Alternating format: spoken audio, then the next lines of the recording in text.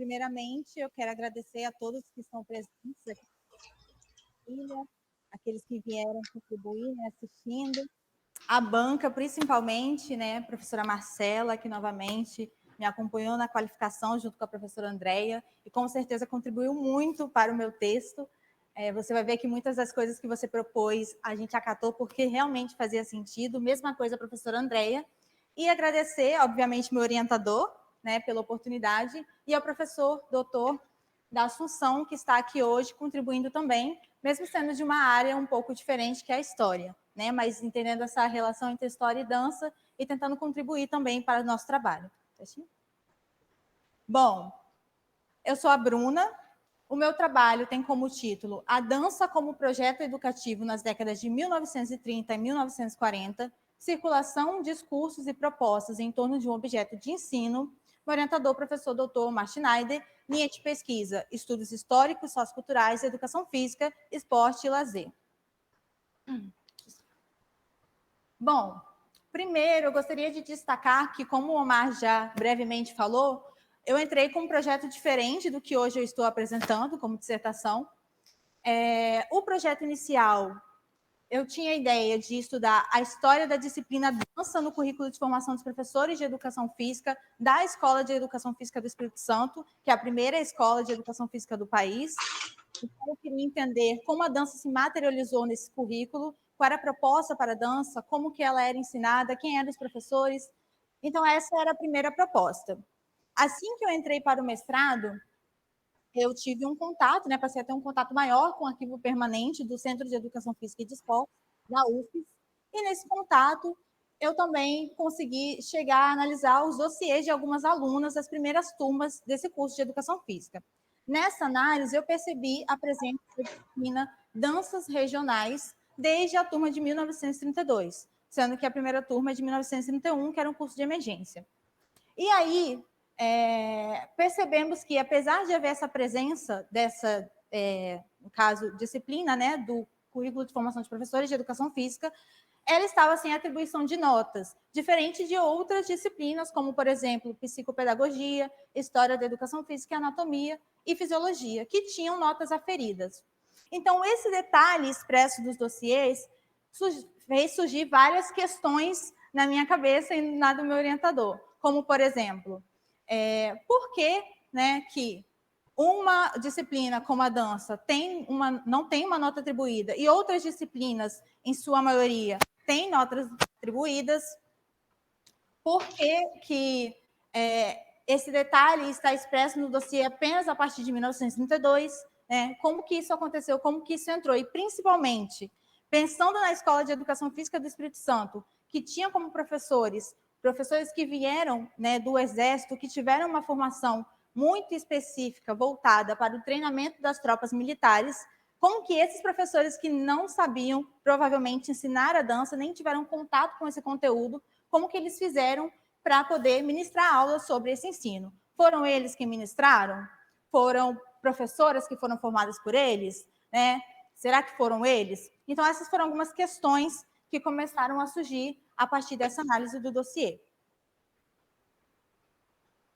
E aí, para tentar entender a circulação de uma disciplina como a dança, né, um conteúdo formativo como a dança, na Escola de Educação Física, nós tentamos olhar primeiro para o que estava sendo divulgado no Brasil, o que estava acontecendo no Brasil em relação à dança, né? Então, nós decidimos focar o nosso trabalho na imprensa periódica, buscando entender a circulação da dança como um conteúdo para poder entender a parte local do Espírito Santo. Então, o objetivo do nosso projeto é ser identificar as formas e sentidos atribuídos à dança na escolarização por meio da imprensa periódica, após a obrigatoriedade de educação física no sistema educacional, pela reforma Francisco Campos, de 1931, e analisando como ela se tornou um objeto de interesse, então, do Estado e da área para poder ser inserida no currículo de formação de professores. Né? Qual era a proposta, qual a intencionalidade? Porque ela passou a ser um objeto de interesse para esses professores, tomando como referência, então, as revistas especializadas e de variedades que circularam nas décadas de 30 e 40, né? Revistas de educação física, comerciais e institucionais. A primeira justificativa que eu apresento é uma justificativa que eu percebi no desenvolvimento de uma pesquisa durante a minha graduação. Na minha graduação, eu tentei me aproximar muito da área científica, né, dessa questão da pesquisa, então eu me envolvi com diversas iniciações científicas e uma delas tinha dança como objeto de ensino.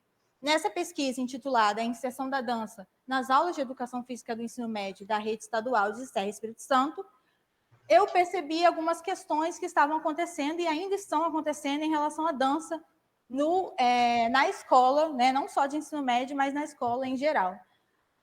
Primeiro, eu percebi que a dança estava sendo omissa, né? Então, poucas vezes em que a dança era trabalhada na instituição escolar era de forma muito limitada, principalmente em eventos festivos, comemorações, como, por exemplo, festas juninas, festa do Dia do Índio, Dia da Consciência Negra, então sempre como um elemento decorativo, né, sem uma conscientização, uma reflexão sobre essa prática, e nunca usada de outra forma. Então, essa é a primeira questão que eu percebi. A segunda questão é que ainda na atualidade temos uma divisão muito grande na educação física escolar entre conteúdos voltados para as meninas e conteúdos voltados para os meninos. Então, surgiram algumas questões que nortearam a elaboração do meu projeto de pesquisa para o mestrado. A primeira, por que a dança ainda é um conteúdo relegado a um segundo plano nas aulas de educação física? Segundo, por que esse conteúdo tende a aparecer na escola somente em momentos de comemoração, festas comemorativas, como já mencionei? E, por último, por que ainda existe na atualidade uma divisão na educação física escolar entre conteúdos para meninas, conteúdos para meninos, geralmente esportes para meninos e dança, ginástica ou alguns esportes mais feminilizados, né, como voleibol, para as meninas. A segunda justificativa que eu trago é uma sensação que eu tive a partir de algumas pesquisas que eu encontrei, também de um levantamento que eu fiz, sobre uma baixa produção relacionada à história da dança, especialmente a história da dança como disciplina do curso de Educação Física.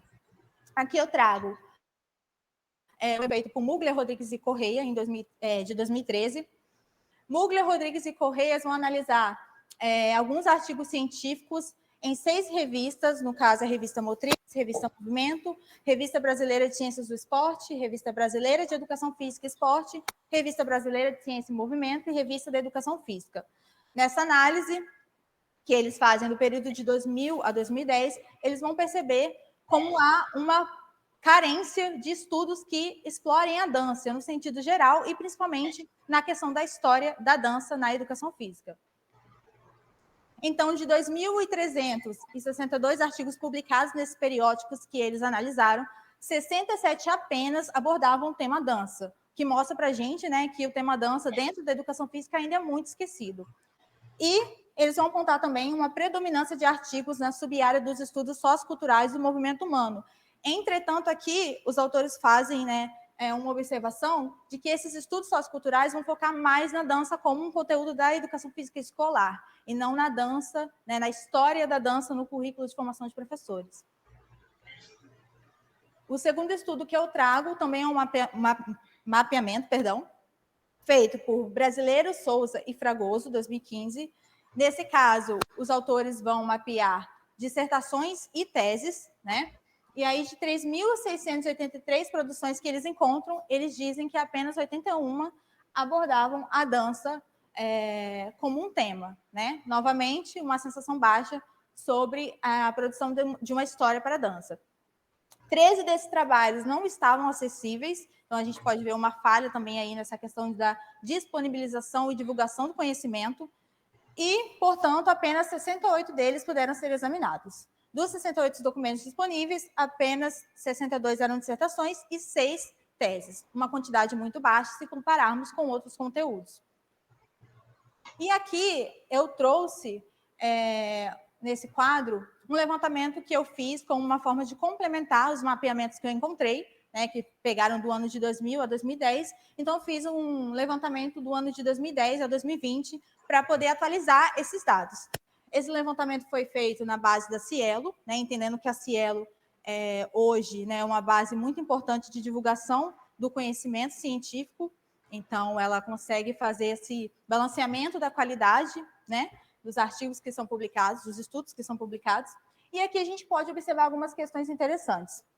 A primeira é que os estudos estão dispersos, né, por várias regiões do Brasil, não temos uma concentração muito grande de estudos. A segunda é que a Revista Brasileira de Estudos da Presença é a revista destaque, com 3, né, produções sendo publicadas nessa revista. A segunda questão que a gente pode observar é que Vitor Andrade de Mello é o autor, o único autor a publicar em mais de um periódico, ter mais de uma produção publicada, né, significando que ele é a autoridade nesse meio em relação a uma história da dança. Também podemos observar que a maioria dos professores são formados em educação física, né, alguns doutores na área da educação, né. Também podemos observar alguns professores de dança, como a Elisa, que é licenciada em dança, a Maria Albertina, bacharel em dança, e alguns outros professores aí que vão aparecer, como o Ismael, bacharel em artes cênicas, e um graduando em História, o Rafael Guarato. Uma questão muito importante que pode ser observada aqui: não teve nenhum estudo sendo publicado numa revista de educação física, né? Então, novamente, a gente consegue perceber que a história da dança na educação física ainda está esquecida. Bom, então, como justificativa, eu trago a lacuna evidenciada tanto nos estudos de Mugler, Rodrigues e Correia, né, na análise de artigos científicos, de Brasileiro, Souza e Fragoso na análise de tese e dissertações, e no levantamento que eu fiz de forma complementar, no banco de dados da Cielo.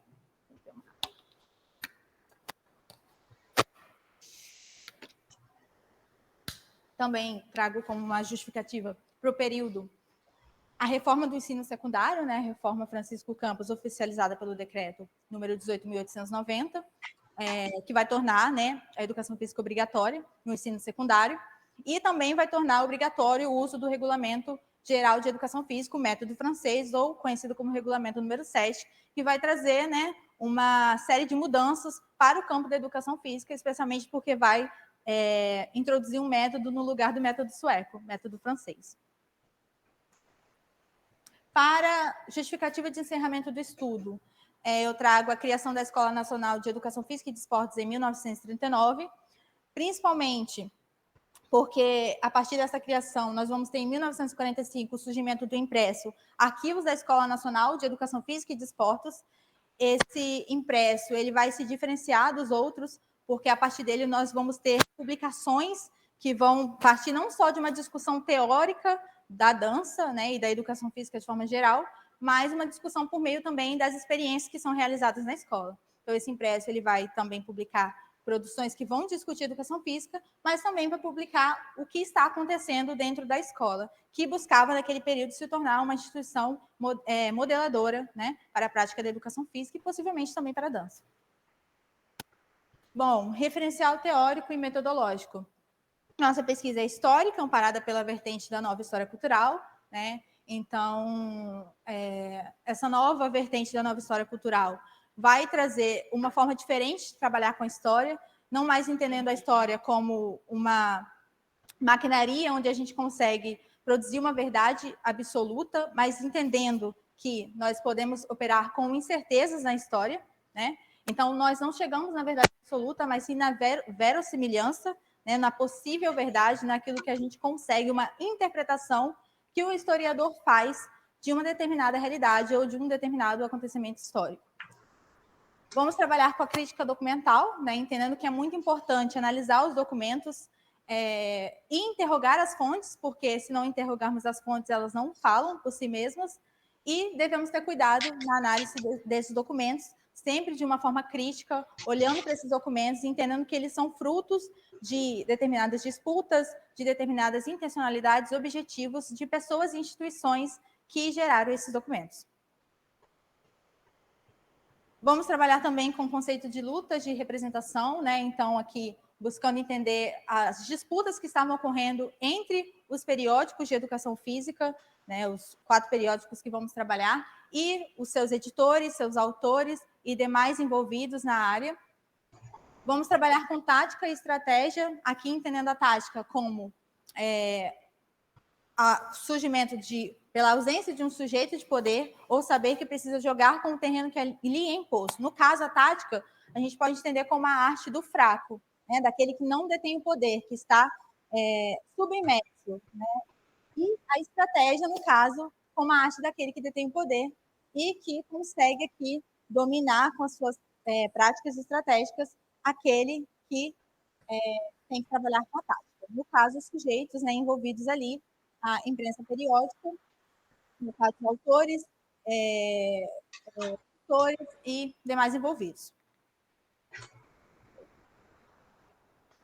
Vamos trabalhar também com a microhistória de Gisborne, né, focando, então, no paradigma indiciário, né, trabalhando sobre os indícios, né, tentando perceber, então, olhar para os documentos, buscando seus pormenores, aquilo que geralmente a gente não consegue ver se olhar rápido, né, a olho nu, mas prestando atenção ao que esses indícios, esses vestígios vão nos falar sobre o que estava acontecendo naquele período, com a circularidade cultural também de Gisborne, tentando entender, então, a relação entre escola e a imprensa, entendendo que a imprensa influencia na cultura que está sendo produzida na escola, e a escola também influencia no que está sendo produzido na imprensa. Vamos trabalhar com a história das disciplinas escolares de Chervel, 1990, tentando entender, então, a constituição da dança dentro da disciplina de educação física, né, quais eram as propostas para a dança e para a educação física naquele período, o que estava envolvido, né, quais as intencionalidades a partir que se pensava, né, no caso, para a dança e para a educação física, e a cultura escolar de Juliá, em 2001, para entender, então, o que estava sendo produzido na imprensa para a escola, né, pensando na divulgação de uma cultura para a educação física e para a dança. Nossas fontes. Inicialmente, né, nós fizemos o levantamento impressos, aqui não está, mas fizemos também no impresso boletim de educação física, entretanto, não achamos nenhum artigo nesse impresso, então decidimos tirar. Então, ficaram 4 impressos. A revista de Educação Física do Exército, né, uma revista realmente da Escola de Educação Física do Exército, então, institucional, né, oficial. A Educação Física com PHY, um impresso comercial. Revista Brasileira de Educação Física, RBF, também um impresso comercial. E arquivos da Escola Nacional de Educação Física e de Esportes, que, como eu falei, nasce a partir da Escola, né, de Educação Física. Bom, nós dividimos, né, em 3 capítulos a dissertação. No primeiro capítulo, nós buscamos abordar a circulação da dança na imprensa, tentando trazer algumas questões mais quantitativas e informativas. Então, trouxemos dados como quantidade dos trabalhos que encontramos, né, por ano e por impresso, tipos de dança que estavam em circulação, dividimos em eixos temáticos, né? Nome dos autores também, quais autores nós conseguimos encontrar, porque nem todos foram possíveis de ser encontrados. Formação de cada autor, que conseguimos também encontrar. A nacionalidade e a quantidade de produções apresentadas por cada um deles, né? Para tentar entender aí se existia uma autoridade, por exemplo, naquele período em relação à dança. Aqui, eu trouxe o gráfico 1 só para poder demonstrar bem alguns dos achados nesse primeiro capítulo. Bom, como eu disse, achamos 37 artigos. Um deles nós não conseguimos encontrar, né? Então, ficamos com um número total de 36 artigos. Aqui podemos perceber que, aqui em 1933, a Revista de Educação Física do Exército vai publicar 3 artigos, dando início a uma discussão sobre a dança. Entretanto, nos 3 anos que se seguem, nada é falado na imprensa periódica sobre a dança, e somente retorna uma discussão com a revista Educação Física, que vai publicar até 1942 diversos artigos sobre a dança, né? Inclusive, vai ser a revista que mais vai publicar sobre a dança. Percebemos também que, a partir de 1945, a Revista Brasileira de Educação Física vai também publicar alguns artigos sobre a dança, e Arquivos da Escola Nacional vai publicar a partir de 1946 e seguir até 1949, onde a gente fecha, né, a nossa periodização. Bom, aqui a gente pode perceber que a Revista de Educação Física foi a maior, né, a que publicou uma maior quantidade de estudos sobre a dança. Aqui também, só uma forma de mostrar mais claramente, né? Tivemos 18 artigos publicados na Revista de Educação Física, 11 artigos publicados na Revista Brasileira de Educação Física e as outras duas ficaram empatadas com 4 cada uma. O gráfico 3 mostra os tipos de dança que circularam. Eu dividi esses tipos de dança em 6 eixos temáticos. Danças regionais e folclóricas. Eu coloquei os artigos que tratavam a dança, discutiam a dança a partir de uma questão do folclore, né? Então, falavam da dança como um elemento de exaltação do folclore. Dança natural moderna, né? A dança moderna, que vai circular também nas revistas, mesmo que uma quantidade menor, e que pode ser definida das duas formas, segundo os autores das revistas. Dança geral, os artigos que não abordaram um tipo específico de dança. Dança religiosa, né? Um artigo que abordou a dança sobre a questão religiosa, mais voltada para o aspecto religioso. Dança social, 2 artigos, né, que vão abordar a dança nesse aspecto mais social, era um tipo de dança que realmente existia, e outros artigos que a gente não conseguiu delimitar um eixo para eles. Aqui é importante dizer que nós delimitamos, dividimos, mas um tipo de dança poderia aparecer, né, em mais de um artigo, ou um artigo abordar mais um tipo de dança. Então, por exemplo, tiveram artigos que abordaram tanto as danças regionais e folclóricas quanto a dança natural ou moderna. Então, a gente contou um para cada da mesma forma. Os autores, né? Aqui temos algumas questões interessantes para perceber. Primeiro, que a maioria deles eram militares, né? Ou médicos, ou professores de educação física, né? Uma grande maioria também eram advindos dos Estados Unidos, né? Também professores de educação física dos Estados Unidos, ou médicos, ou militares também. Percebemos, então, que a F também se destacou aqui.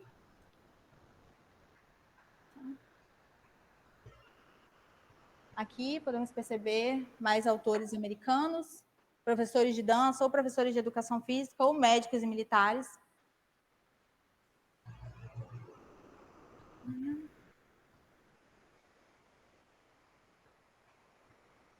Aqui é interessante perceber que a Maria Helena ela vai publicar 6 artigos, né, divididos em 2 revistas, que é a Revista Brasileira de Educação Física e a Revista Arquivos da Escola Nacional.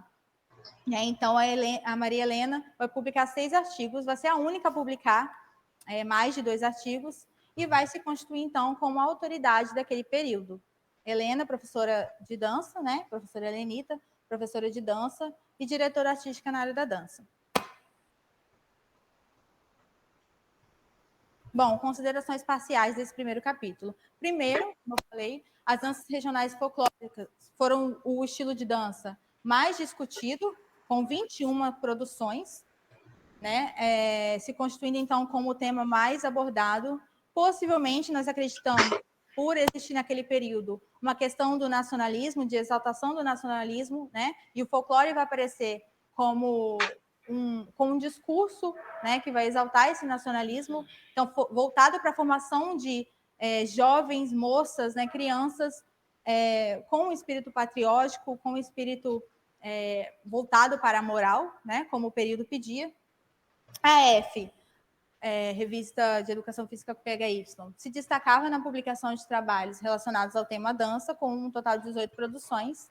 E aqui é interessante perceber que grande parte desses textos que estavam na app eram produções americanas, né? Ou então eram transcrições de danças regionais, que não tinham o nome nem autoria. E aqui na F, nós vamos ter uma influência muito grande americana, que possivelmente nós acreditamos que esteja relacionado ao fato de que seus colaboradores estavam associados à Associação Cristã de Mostras dos Estados Unidos, né? Então, acreditamos que esse seja o motivo de terem tantas produções americanas. Um dos motivos. Percebemos o protagonismo de Maria Helena Pasbit de Sayarp, né? Com 6 trabalhos publicados, divididos entre a Revista Brasileira de Educação Física e arquivos da Escola Nacional de Educação Física, e percebemos que tivemos 12 textos sem autoria. Desses 12 textos, 8 são apenas transcrições de danças regionais, também sem autoria. O capítulo 2, nós focamos em dividir os discursos que estavam sendo divulgados na imprensa periódica. Então, no capítulo 2, nós vamos abordar as narrativas e representações que os autores daquele período estavam construindo para a dança, no sentido de narrar uma história da dança e para a dança. O título do capítulo é História da Dança em Revista, Sentidos e Significados na Imprensa Periódica nas décadas de 30 e 40. Aqui nesse quadro, como uma sugestão da professora Marcela, nós trouxemos os trabalhos que abordaram a história da dança no sentido de facilitar para o leitor a visualização desses autores que abordaram essa história da dança. Aqui, rapidamente, podemos perceber que os impressos comerciais, no caso a EP, foram os que mais produziram a história para a dança. Percebemos também que Maria Helena Pasvit de Sá e Arp aparece aqui 2 vezes, novamente, com 2 artigos sendo publicados, e a Margarete também, Dublin, vai aparecer com 2 artigos sendo publicados, um na INEFD e na RBF. Só que aqui eu destaco que, como vocês podem ver, no título do trabalho, é uma republicação,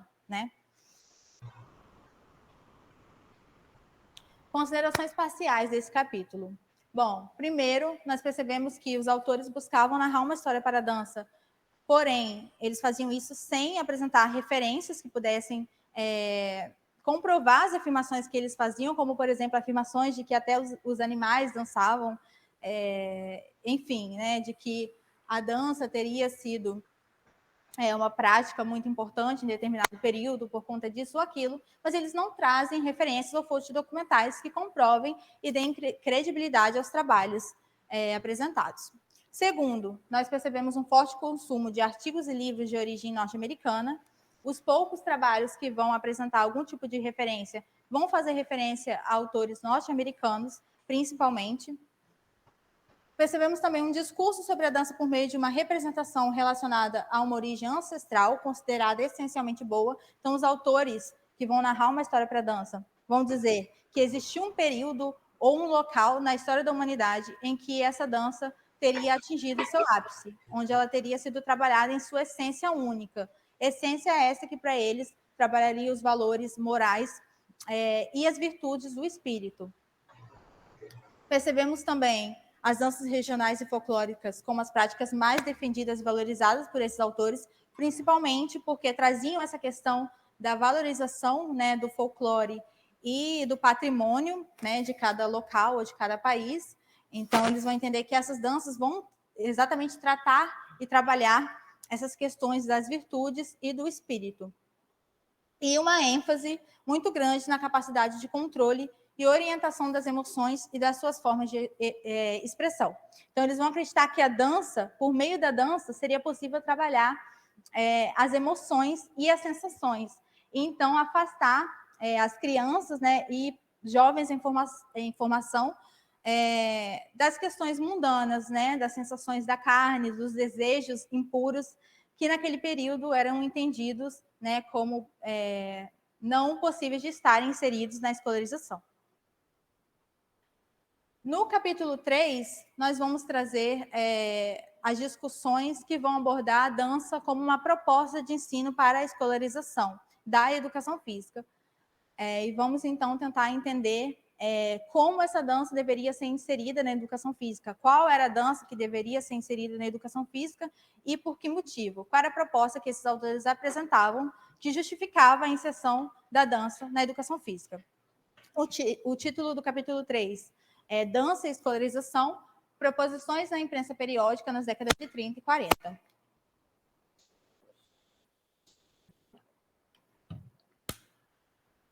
Bom, algumas considerações iniciais.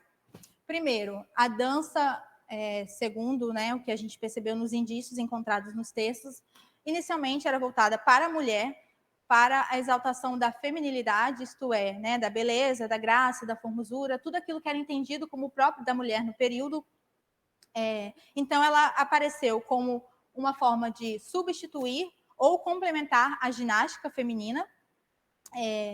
Não sabemos qual ginástica exatamente, não é apresentado por esses autores, mas acreditamos também que ela aparece como uma forma de resolver o problema que estava ocorrendo por conta da obrigatoriedade do método francês no ensino, sendo que o método francês não vai apresentar a dança nas suas páginas, né? Apenas apresenta uma parte onde vai falar sobre a educação física feminina, vai tratar da educação física feminina e vai dizer que as práticas que devem estar inseridas para as mulheres precisam ser leves, né? Precisam ser práticas que principalmente protejam a região do abdômen, porque eles acreditavam muito que existia essa necessidade de resguardar o abdômen da mulher para garantir a procriação, né? Então, formar sujeitos fortes para a proteção da pátria. Então, vamos ver que temos uma forte preocupação com a capacidade da mulher de gerar filhos. Isso a gente vai ver mais à frente, numa imagem que eu trouxe, que fica bem nítido essa preocupação dos autores. Também vamos perceber uma divisão entre dança infantil, dança feminina e dança masculina. Eles não vão falar dessa forma, foi uma forma que eu coloquei, mas eles vão claramente dividir essa dança, entendendo que até os 7 anos de idade, isso indo de acordo com o que está proposto no método francês. O método francês vai falar que até os 7 anos de idade, as crianças do sexo feminino e sexo masculino podem praticar as atividades juntas, mas a partir dos 8 anos de idade, as mulheres, por terem necessidades específicas, né, principalmente essa questão da procriação, da menstruação, por exemplo, né, questões mais específicas da feminilidade, essas mulheres vão precisar de uma educação física diferente dos homens, para garantir que elas não sofram nenhum tipo de prejuízo nas práticas. Então, vamos ter a dança infantil, né, então voltada para as crianças misturadas, sexo feminino e sexo feminino juntos. Dança feminina, a partir dos 8 anos de idade, voltada para a mulher, para essa questão da feminidade, para formação da beleza, né? Para poder preparar a mulher para a maternidade, para poder desenvolver a graça, a postura, né? Tudo aquilo que eles entendiam que era importante para o desenvolvimento de uma mulher naquele período. E dança masculina, nós vamos ver que era voltada mais para a questão do trabalho, principalmente trabalho em fábricas, e para a questão da guerra também. Também vamos perceber as danças regionais e folclóricas como conteúdos de ensino mais defendido, principalmente por conta, acreditamos, né, dessa questão da nacionalidade, de formação de um espírito patriótico. E vamos perceber novamente uma influência norte-americana nessa cultura que está se formando para a educação física. Também vamos ver mais à frente no exemplo que eu trouxe. Aqui, a primeira figura que eu trago é uma dançarina interpretando uma dança oriental. Aqui nós podemos ver claramente como nós temos a questão da ideia da preservação do abdômen muito trabalhada. A dançarina está executando movimentos, né, de inclinação, e aqui a ideia de que o abdômen é a parte essencial da mulher que precisa ser resguardada. É até interessante, a gente traz no texto, que isso vai se assemelhar muito a uma teoria que circulou, né, em alguns períodos atrás, chamada teoria do útero errante, né, que eles acreditavam que o útero era um animal que circulava, era um animal vivo dentro da mulher, que circulava e poderia se locomover para a cabeça, para o pé, para o joelho, e para onde ele se locomovesse, a mulher sentiria dores, né, passaria mal. Então, a gente percebe que existe uma ideia muito parecida, principalmente na questão de proteger o abdômen, né? Entendendo que a prática de uma educação física mais rigorosa poderia prejudicar a capacidade da mulher de gerar filhos, que era, naquele período, o principal dever de uma mulher. Aqui eu trago 3 fotos que vão mostrar basicamente a divisão que existia, que eu falei mais lá atrás, entre uma educação física, dança, para crianças, onde nós temos sexos misturados, então meninas e meninos poderiam praticar a dança juntos. Essa dança era mais parecida com uma brincadeira, né? Eram mais jogos dançantes. E aqui a divisão entre uma dança masculina em cima e uma dança feminina embaixo. Nós podemos perceber que a dança de cima os alunos nem sequer parecem que estão dançando, né? Parece que estão executando atividades de uma fábrica, trabalhando, né? Exercitando exercícios laborais mesmo do que dançando. Então, a gente percebe que existia essa ideia de que para os meninos a dança serviria para preparar para o exercício de profissões futuras, né? Trabalho nas fábricas e etc. E para as mulheres, aqui a gente pode perceber toda a questão da graça, da feminilidade, da postura, né? Muito trabalhada aqui para a mulher. Então, tínhamos essa divisão.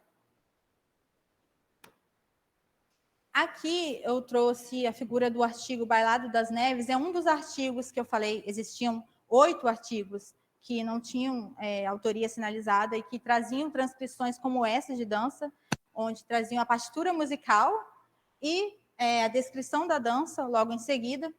E aí eu trouxe aqui uma citação da Erika Niense, uma autora americana, que eu encontrei o livro dela, muito interessante, que me ajudou a pensar a circulação e a construção de uma cultura da dança folclórica aqui no Brasil. No caso, no livro dela, ela vai falar sobre como a dança folclórica explodiu como um fenômeno na América do Norte, nos Estados Unidos, especificamente. E aqui ela vai falar, nessa citação do livro dela, que os primeiros manuais de dança folclórica geralmente descreviam danças passo a passo, em uma página, com a música correspondente disposta para piano na próxima página. Como podemos observar, muito parecido com o modelo apresentado nas revistas de educação física brasileiras. Considerações parciais desse capítulo, então. Primeiro, a dança inicialmente foi indicada para a mulher, com o objetivo de suprir uma carência que existia no método francês de práticas voltadas para a mulher, para o cultivo da feminilidade, entendendo que a partir dos 8 anos essa mulher precisaria de práticas mais específicas que pudessem resguardar a região, principalmente do abdômen. Percebemos que médicos e instrutores de educação física norte-americanos eram as vozes autorizadas naquele período, né? Isso a gente pode perceber nas referências que são citadas pelos autores brasileiros, né? Percebemos também uma recuperação da essência, a ideia da recuperação da essência da dança por meio da cultura, principalmente a folclórica. Então, a ideia de que as danças regionais poderiam resgatar essa essência da dança que teria sido perdida, teria sido degenerada por meio do tempo.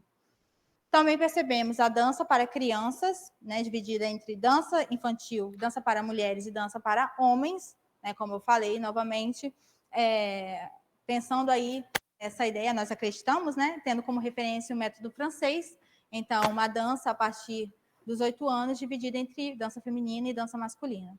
E percebemos também a circulação da dança social e dança moderna como propostas educativas, apesar de aparecerem poucas vezes, mas que estavam ali sendo difundidas e possivelmente os autores buscavam também inseri-las no contexto educacional.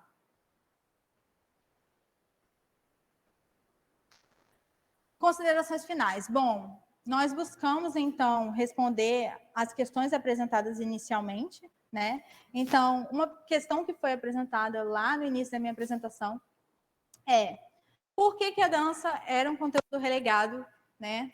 Ainda é um conteúdo relegado na educação física? Porque ela tende a ficar em segundo plano na educação física. Bom, nós acreditamos, por meio da análise, né, dos textos que encontramos, que foi porque, historicamente, como podemos perceber, a ela, a dança, foram atribuídas algumas questões de degeneração, né? Então, a dança era entendida como uma prática que tinha sido degenerada, que trazia a questão da sensualidade, do erotismo e do pecado, e que precisaria, então, ser resgatada.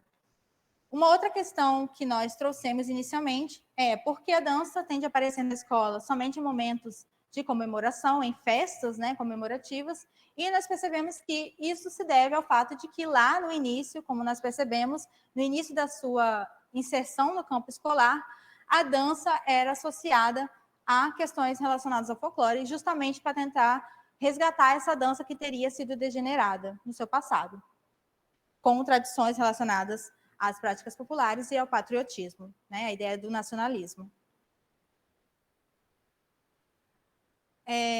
Em que momento ela passou a ser entendida, então, como um conteúdo da educação física? Nós percebemos que foi a partir do final do século XIX, né, onde, então, nós começamos a perceber a defesa de práticas de dança como uma forma de propor uma educação física diferente, principalmente para as mulheres, e também as danças regionais como uma prática formativa para os jovens que estavam sendo formados naquele período, com um tom de nacionalismo. Novamente, a divisão entre dança infantil, dança feminina e dança masculina, de acordo com o que estava estabelecido no regulamento número 7. Percebemos também que a função que ela tinha na formação de professores era uma função muito definida de demarcação de gênero, de falar que tais conteúdos eram para as mulheres, tais conteúdos eram para os homens, porque eles eram diferentes. Divisão de conteúdos de ensino para o masculino e feminino como uma tradição instaurada no final do século XIX e início do século XX, como nós percebemos. Também percebemos o protagonismo da revista de educação física com PHY, que teve 18 trabalhos publicados, se configurando então como autoridade, o impresso mais autoritário no período em relação à dança. Percebemos as danças regionais como um conteúdo mais discutido, com 21 produções, provavelmente por conta dessa questão do nacionalismo e da valorização do folclore que existia naquele período. Um forte consumo de trabalhos e livros de origem norte-americana, percebidos tanto na tradução de artigos que eram publicados principalmente na EP, né, como também nas referências que eram apresentadas pelos demais autores, não só da EP, mas de outras revistas, que traziam como referência autores norte-americanos, livros, artigos de autores norte-americanos e transcrições de dança também norte-americanas. Percebemos que Maria Helena Pasbit de Sá e Arp era autoridade no período, com 6 trabalhos publicados. Percebemos que atribuía-se à dança uma representação, inicialmente, ligada a uma origem ancestral. Também é interessante ressaltar que os autores que buscavam falar sobre a dança e narrar uma história para a dança não apresentavam fontes documentais que pudessem dar credibilidade, utilizando, pelo menos pelo que percebemos, uma filosofia da história, né? Então, desapegada de fontes documentais, mas pensada sobre aquilo que poderia ter acontecido, numa visão muito romântica sobre a dança, assim como a visão de Rousseau, que eles, inclusive, vão apresentar, né, esses autores vão trazer Rousseau como referência. Percebemos a preferência pelas danças regionais e folclóricas. Percebemos também, isso é um ponto interessante, a Grécia Antiga como lugar ou período de ápice da dança. Então, para os autores, na Grécia, a dança teria atingido o seu ápice. Né? Então, eles prezavam muito por essa educação moral que a Grécia oferecia antigamente. E isso a gente percebe também por meio da própria análise da materialidade dos impressos, que apresentavam muito representações de gregos, né, nas revistas, nas capas, nos artigos, muitas vezes que nem sequer tinham relação com o conteúdo que era tratado no artigo apresentado.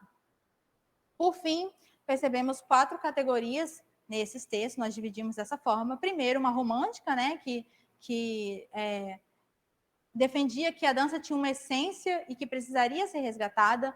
Uma moralista, que dizia que a dança tinha sido degenerada, então sofrendo uma modificação, principalmente pela ação do homem, né? Então existia uma dança que poderia ser ensinada e uma dança que não poderia, uma visão muito moralista, que fazia um juízo de valor da dança.